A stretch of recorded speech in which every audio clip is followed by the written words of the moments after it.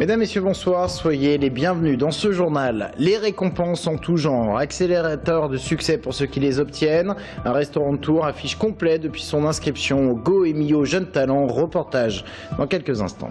Il pourrait être un succès de ce Noël 2014. Le grand défi de la culture générale pour les nuls est un jeu de société conçu en Touraine, derrière une entreprise qui a le vent en poupe. 4 jours à Londres pour découvrir le foot et rencontrer une star, Olivier Giroud. C'est le rêve qu'ont réalisé des jeunes du Tours FC. Nous vous ferons découvrir cette aventure à la fin de ce journal. Mais avant de développer ces titres, Claude Roiron se retire du Conseil général d'Indre-et-Loire. L'élu socialiste de Tours Nord-Ouest ne partira pas aux prochaines élections départementales. Elle ne s'était pas non plus présentée aux municipales, mais avait tenté l'aventure des européennes dans la grande région Nord Normandie. Aujourd'hui, elle ne se retire pas de la vie politique pour autant et n'exclut rien. Rester dans notre région, partir au régional. L'ancienne présidente du Conseil général d'Indre-et-Loire, évincée par les siens de la tête du département, ne donne aucune piste pour le moment quant à son avenir politique. Toujours en bref, le suspect dans le meurtre du Vieux-Tours reste en prison. Théophile devait comparaître ce matin devant la chambre d'instruction d'Orléans pour demander sa remise en liberté, mais il ne s'est pas présenté, requête donc non étudiée. Ce jeune homme avait déjà demandé dans le passé sa remise en liberté, mais elle lui avait été refusée.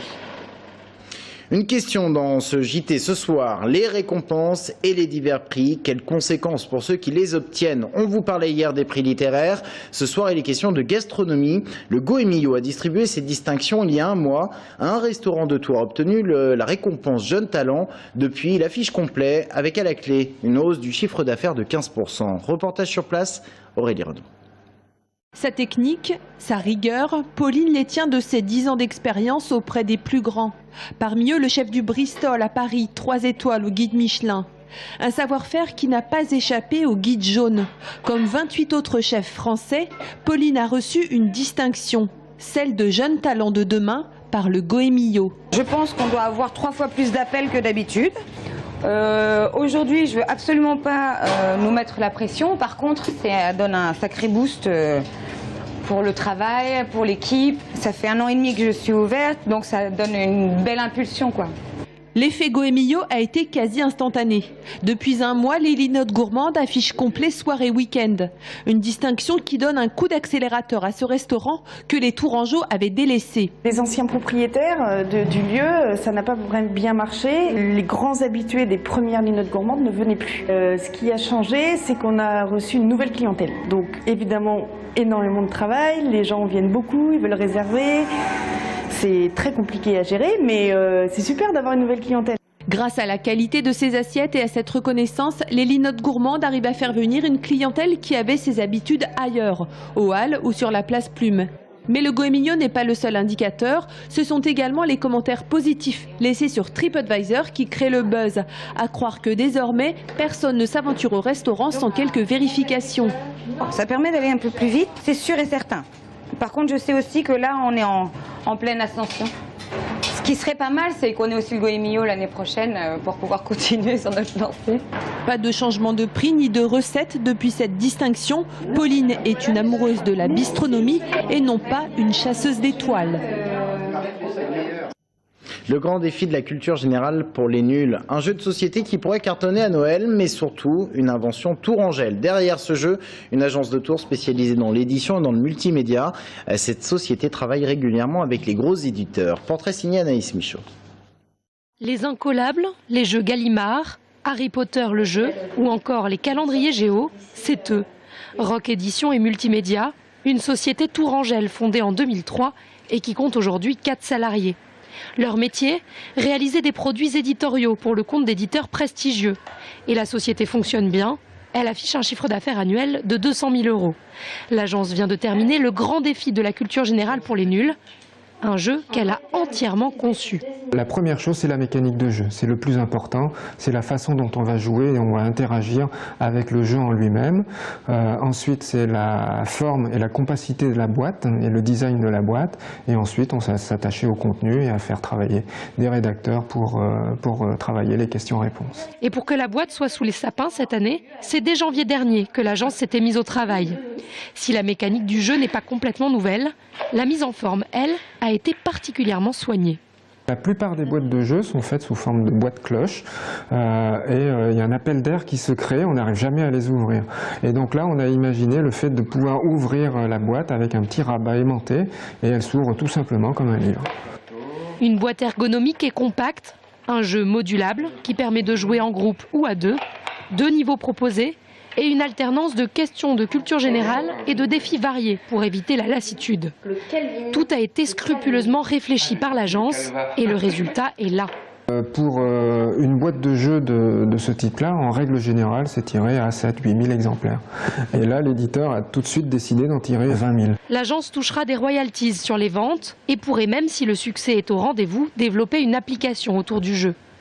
Et comme on n'est jamais mieux servi que par soi-même, elle a lancé en 2010 la formation Supédition à l'Institut de Touraine et a déjà recruté une ancienne élève. Et de Noël, il en est encore question avec le succès des bourses aux jouets. Ouverture de la saison, il y a celles qui sont destinées aux populations défavorisées, mais les bourses aux jouets touchent également des publics divers et variés. Économie ou volonté de recycler, c'est un reportage de Romain Delvine. Une salle des fêtes comble et très colorée. Veigny entame la saison des bourses aux jouets qui va courir jusqu'à l'approche de Noël. La loi de l'offre et de la demande est ici bon enfant. Et du côté des vendeurs, nécessité de faire de la place à la maison fait loi. Faire de la place dans le grenier parce qu'à force on accumule beaucoup de jouets.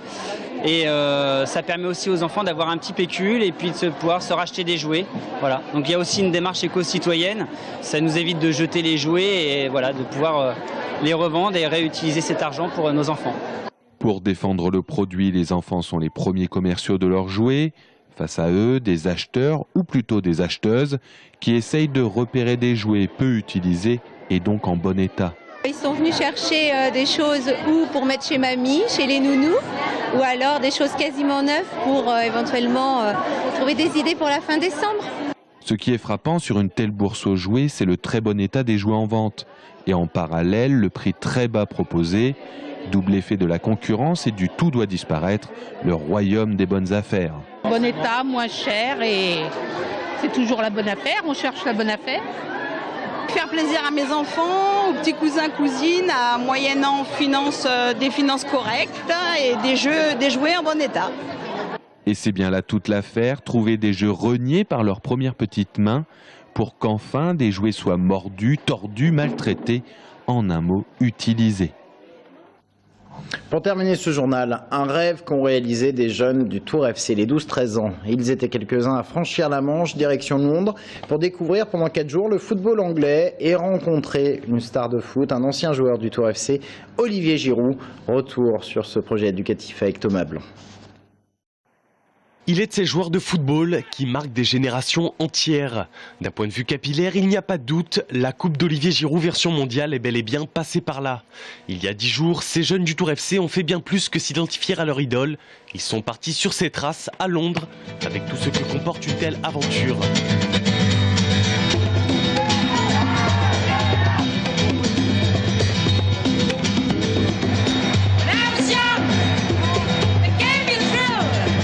Pour la première fois de leur vie, ont été en Angleterre, ont été à Londres, ont pris le tunnel sous la Manche, ont vu Buckingham Palace, Trafalgar Square, même si ce n'est pas forcément les choses qui en ressortent. On m'a beaucoup parlé d'Arsenal. Il me tenait à cœur de permettre à des enfants qui n'ont pas toujours les moyens ou des situations de vie qui ne sont pas toujours faciles, pendant 4 jours, d'oublier un peu ce qui peut se passer. Et effectivement, à les écouter, on s'y croirait presque. Une admiration incroyable parce que des joueurs professionnels, c'est pas tous les jours qu'on en voit. C'est quand même un international français qui joue à Arsenal, donc c'est un très bon exemple pour nous. Il était sympa avec nous, il était à notre écoute.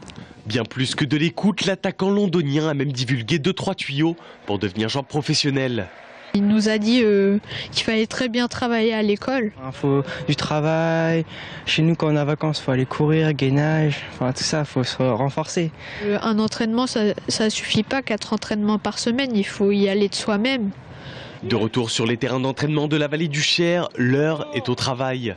Tout n'est pas parfait, mais désormais, tous l'ont en tête. Le chemin long et périlleux qu'il reste à parcourir pour espérer un jour pouvoir marcher dans les traces d'Olivier Giroud. Restez avec nous dans un instant, on parle politique. Nous recevons Claude Gourdin, membre du collectif C'est au tour du peuple.